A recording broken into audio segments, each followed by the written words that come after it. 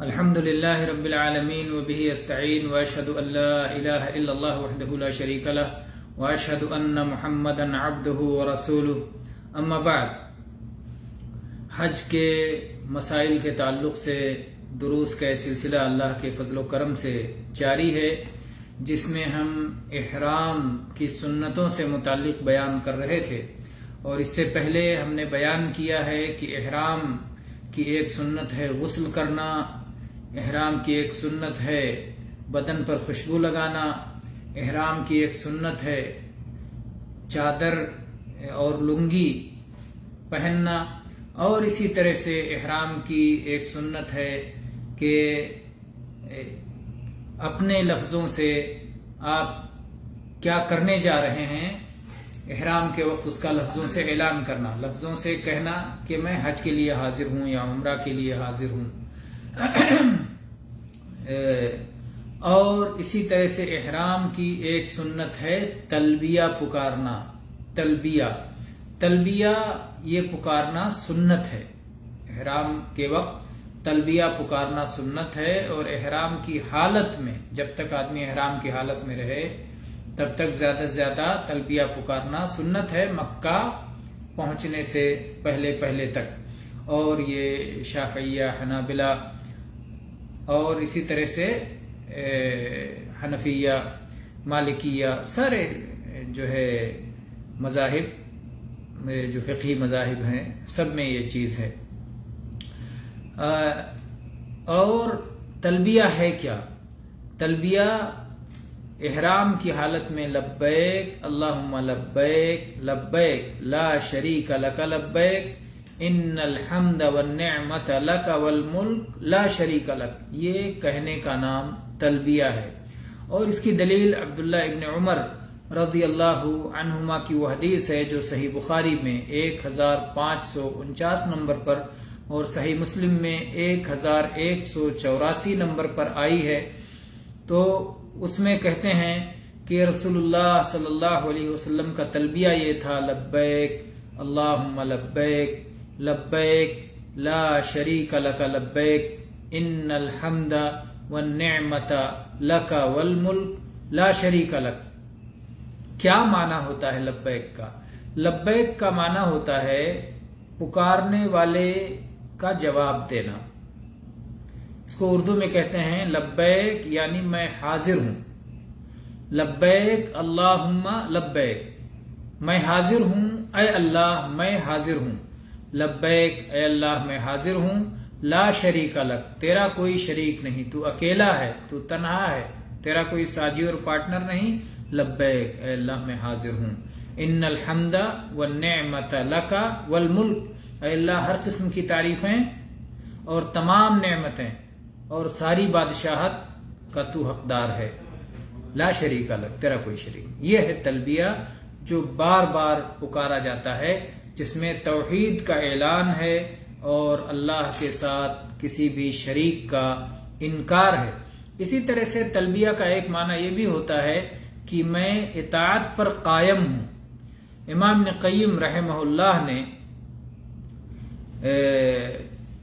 سنن ابی داؤد کے حاشیے پر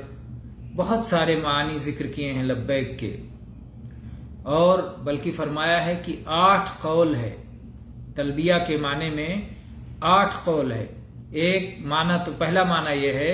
اجابتاً لک بعد اجابہ، کہ میں تیری طلب پر، تیری پکار پر حاضر ہوں، پھر حاضر ہوں، بار بار حاضر ہوں۔ اے اللہ میں تیری پکار پہ بار بار حاضر ہوں۔ تو ایک معنی یہ ہے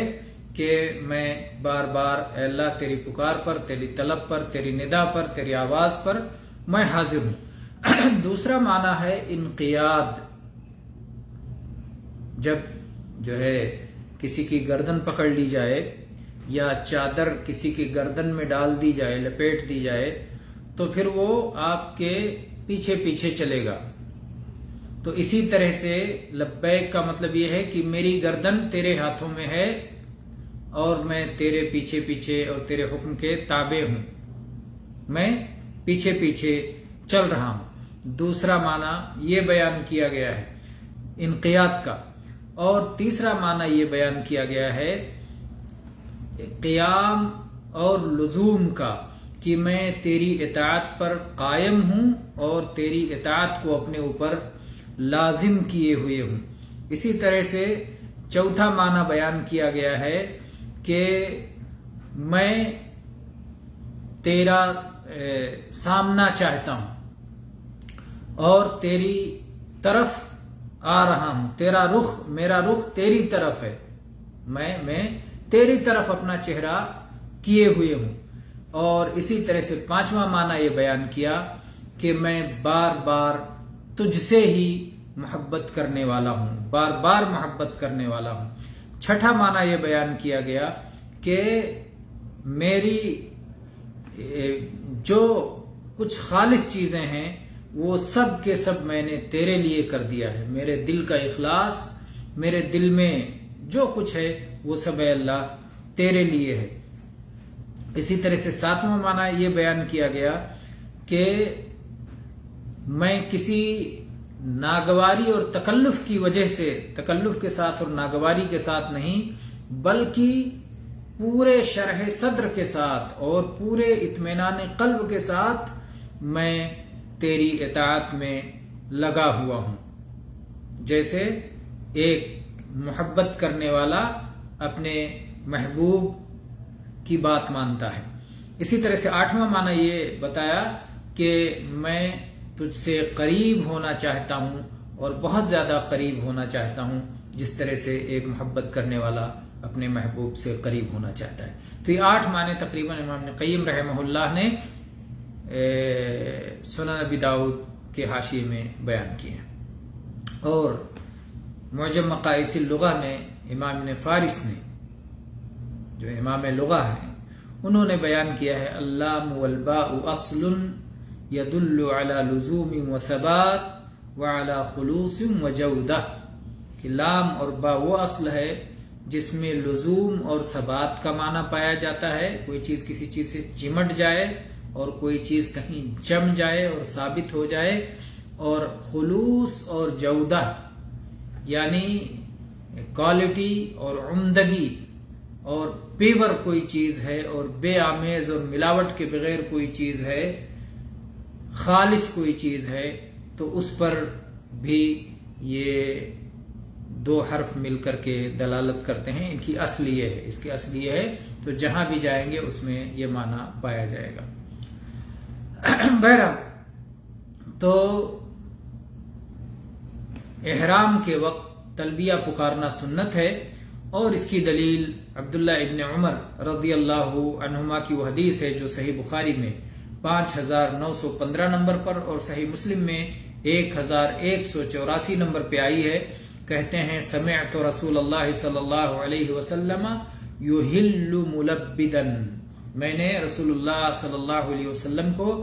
تلبیہ پکارتے ہوئے سنا، اور آپ اپنے بالوں کو گوند سے جمائے ہوئے تھے۔ آپ فرما رہے تھے یقول لبیک اللہم لبیک لبیک لا شریک لک لبیک ان الحمد والنعمت لک والملک لا شریک لک لا یزید علی ہؤلاء الکلمات۔ اللہ کے نبی صلی اللہ علیہ وسلم اتنا ہی آپ تلبیہ پکارتے تھے، اس سے زیادہ اور کچھ نہیں کہتے تھے۔ اور عبداللہ ابن عمر رضی اللہ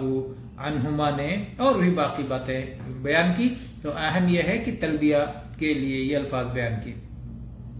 اسی طرح سے عبداللہ ابن مسعود رضی اللہ عنہ کی صحیح مسلم میں حدیث ہے 1283 نمبر پر، وہ نبی صلی اللہ علیہ وسلم کا تلبیہ بیان بتاتے ہیں، کہتے ہیں سمعت الذی انزلت علیہ سورۃ البقرہ، میں نے